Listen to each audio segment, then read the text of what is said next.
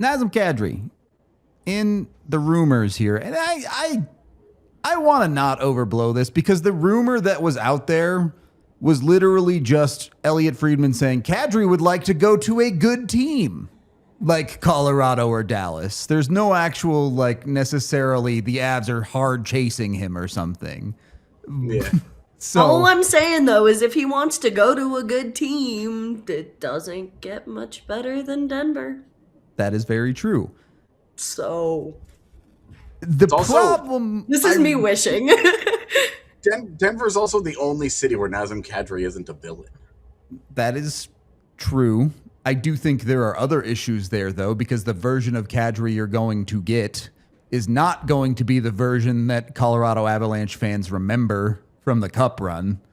He almost immediately went back to being his 55 to 65 point self in Calgary. Also, if you're going to get him, you're playing him at 3C, right? Because you're not bumping Brock Nelson down with the season that he's having. So I wonder if Kadri actually even makes sense. Yeah, he does because he brings that toughness and he's more of an offensively tilted center. And since Brock Nelson is playing such a heavy defensive role right now, you don't need your 3C to be necessarily a checking guy. And in this alignment, you would have Jack Drury as your 4C. So you've got two offensive lines with McKinnon and Kadri and two defensive lines with Nelson and Drury. You're pretty well balanced. So not he just would that, make too, sense but in that sense. you're looking at a Parker Kelly kind of potentially balancing out some of that bottom six, maybe if you're looking at him on a line with a guy like a Nazem Kadri. Parker Kelly's shown that he's great at a checking style type of hockey when you put him on the wing. That's the kind of player that Kelly can be. And so you look at how much balance there is when you go through and shuffle some of those lines. And Kadri seems like the kind of guy who can sit there and play with anyone. It's a very dynamic way to structure a line. Hey, look, if they can get him for the right price, I'm interested. But keep in mind...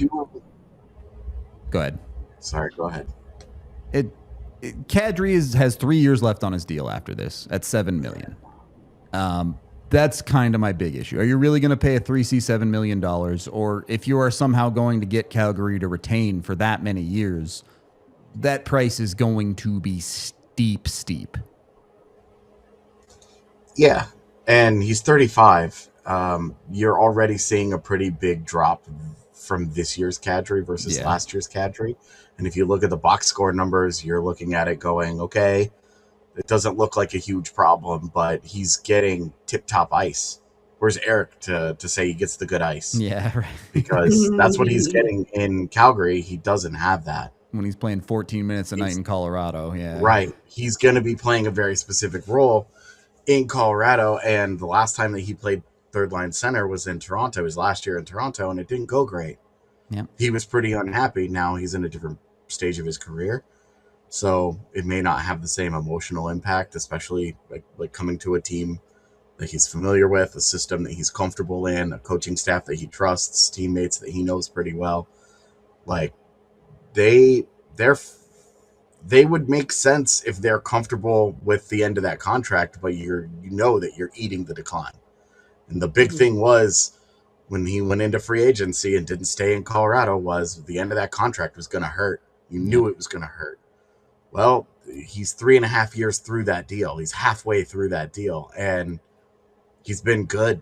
He's been really good and productive, and I think he's been better than you gave him credit for earlier, Rudo. But also, again, he's been a top-line guy for the Flames.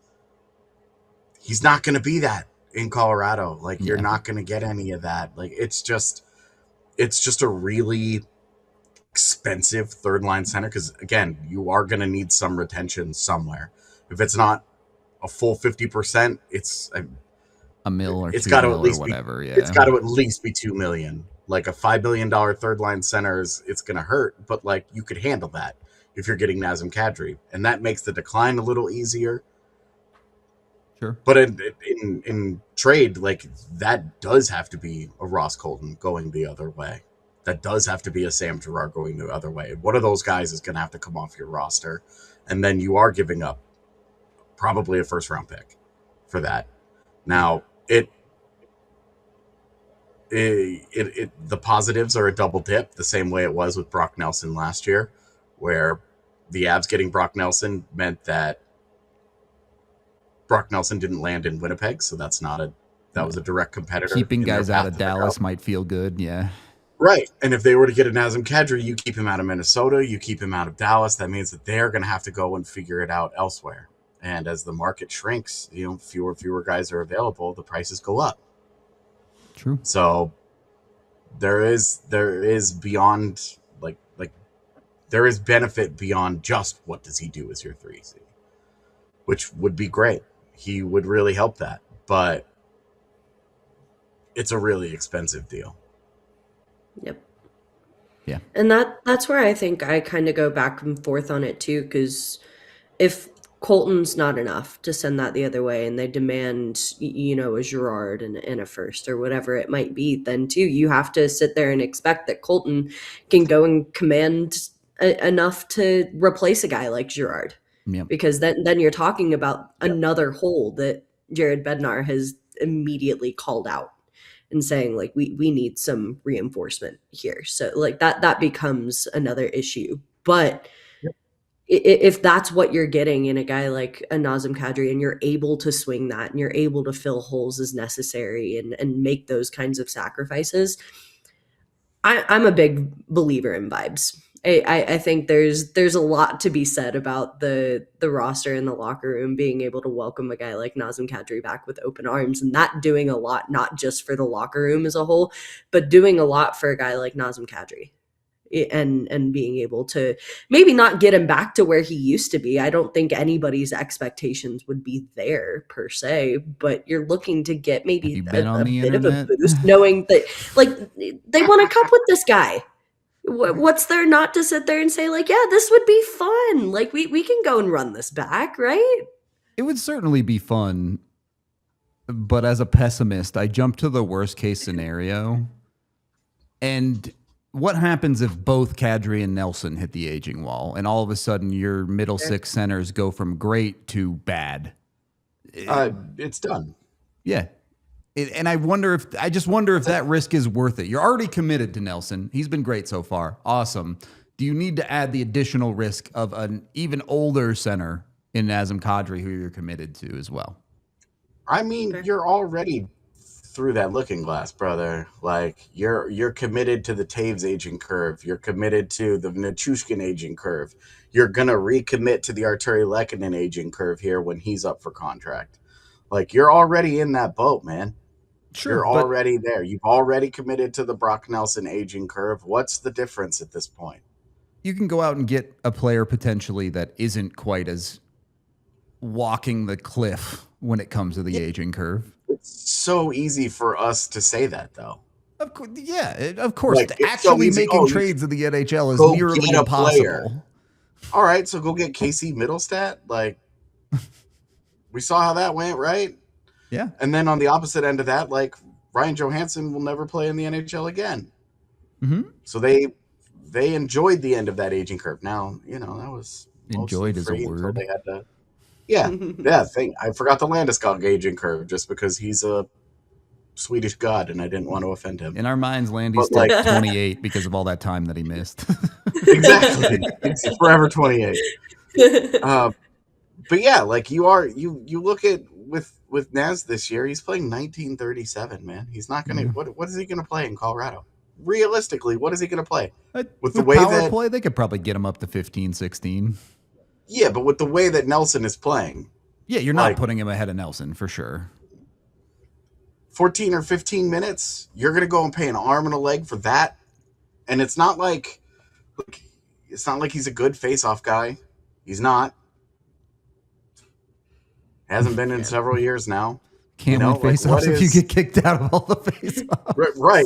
Like, I guess there are real cons here. I'm not trying to say sure it's a bad move. I'm just saying, like, there are real pros and cons. They are very pronounced, and it's such a high risk, high reward type of move. Where for this year, if you are all in on this year, then you don't care about aging curves.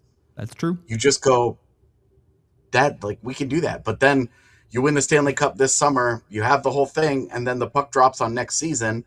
You do still have to figure this out, right? Like you do It's still next have a season's roster problem, that though, if you win the Stanley Cup, for sure. It's very much true, and that's what I'm saying. Like if you are, and they have shown they're in on this. They are all the way in.